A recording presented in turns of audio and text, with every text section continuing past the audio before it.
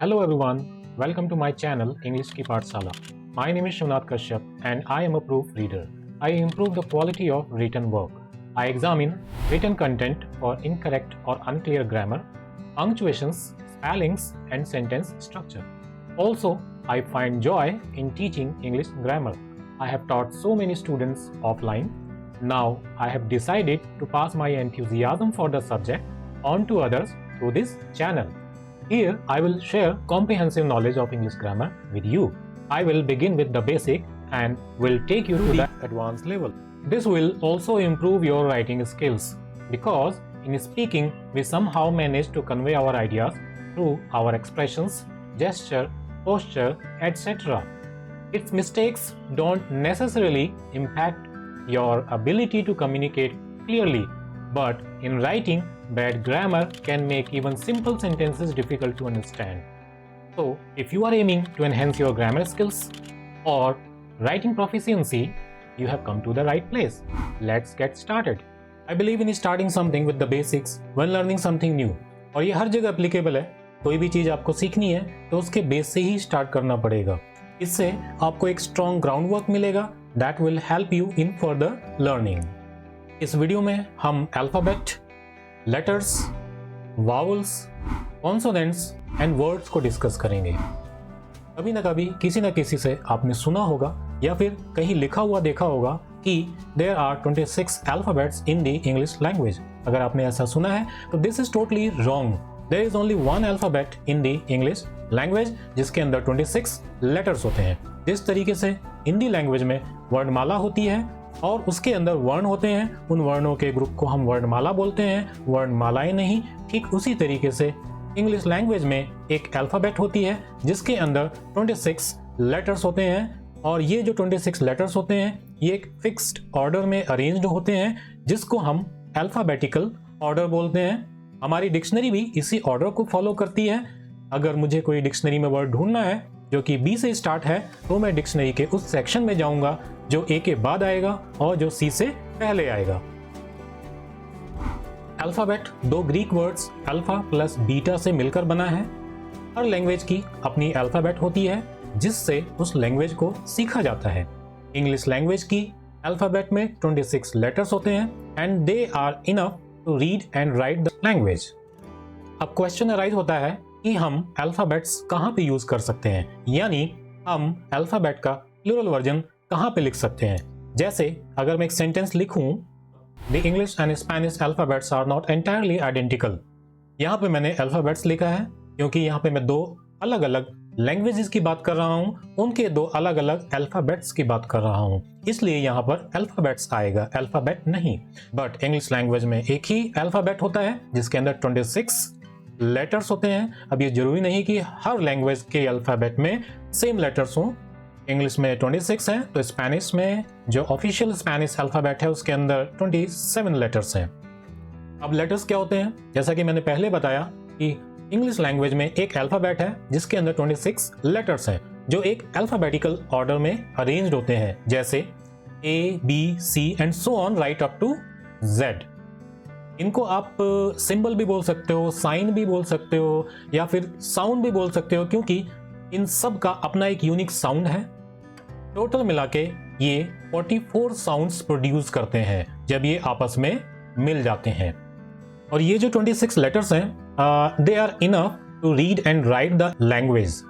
ये English language के building blocks हैं जिसके बिना इंग्लिश लैंग्वेज को लिखना इम्पॉसिबल है.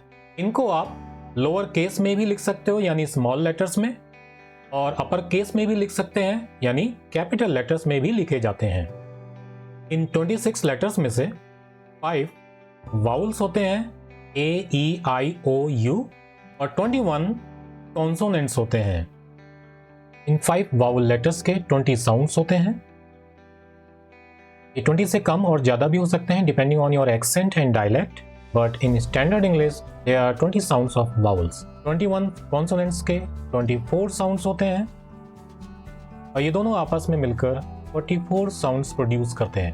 इन 5 vowel letters की एक स्पेशलिटी होती है कि इनका साउंड सीधा वोकल कॉर्ड से प्रोड्यूस होता है, यानी इनकी आवाज़ सीधी गले से निकलती है और आपका माउथ, टीथ टंग, लिप्स उसमें कोई भी बाधा उत्पन्न नहीं करते हैं। जो एयर इनका साउंड निकालते समय निकलती है उसको आपकी टंग, लिप्स, माउथ ब्लॉक नहीं करते हैं, यानी इनको बोलते समय आपका माउथ जो है ओपन रहेगा। ऑन द अदर हैंड, अगर मैं कॉन्सोनेंट का साउंड निकालता हूं जैसे बी में आपके लिप्स ज्वाइन हो रहे हैं, डी में आपकी जो टंग है वो आपके माउथ के रूफ को टच कर रही है यानी पैलेट को टच कर रही है। ई के साउंड में आपके लिप्स ज्वाइन हो रहे हैं, एम के साउंड में भी आपके लिप्स ज्वाइन हो रहे हैं, एन के साउंड में आपकी जो टंग है आपके माउथ के रूफ को टच कर रही है on the back side of your teeth, और एम और एन ये दोनों नेजल कॉन्सोनेंट्स कहे जाते हैं क्योंकि इनकी आवाज निकालते समय जो हवा है आपकी नाक से बाहर निकलती है।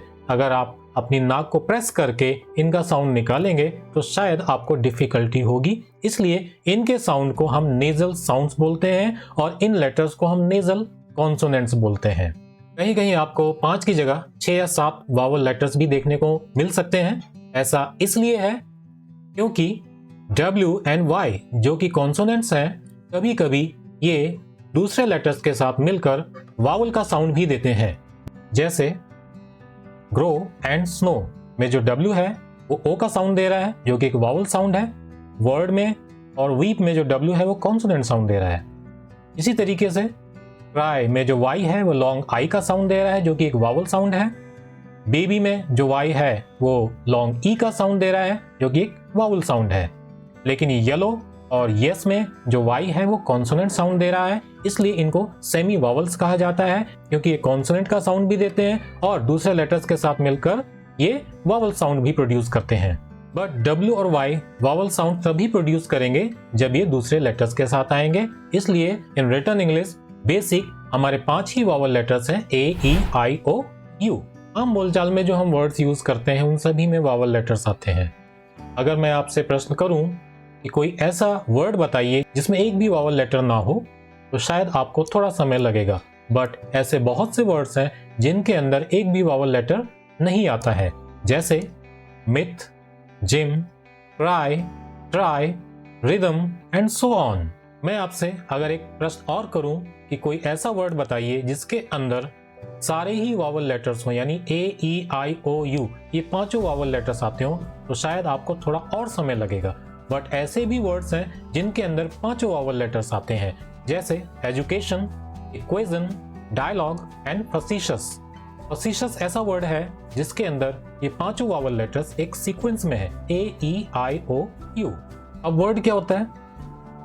A word is a sound और लेटर और ग्रुप ऑफ साउंड्स और letters that expresses a particular meaning। Example से समझते हैं। मैंने एक साउंड बी लिया, एक और साउंड ओ लिया और एक वाई साउंड लिया। मैंने इससे एक अलग साउंड बनाया जिसका एक पर्टिकुलर मीनिंग है, तो ये एक वर्ड कहलाएगा। लेकिन अगर मैं इसको इस तरीके से लिखता हूं तो ये ग्रुप ऑफ लेटर्स तो है लेकिन इसका कोई पर्टिकुलर मीनिंग नहीं है, तो ये वर्ड नहीं कहलाएगा। तो वर्ड क्या है? एक ग्रुप ऑफ लेटर्स होता है जिसका एक पर्टिकुलर मीनिंग होगा जो एक कंप्लीट सेंस देगा।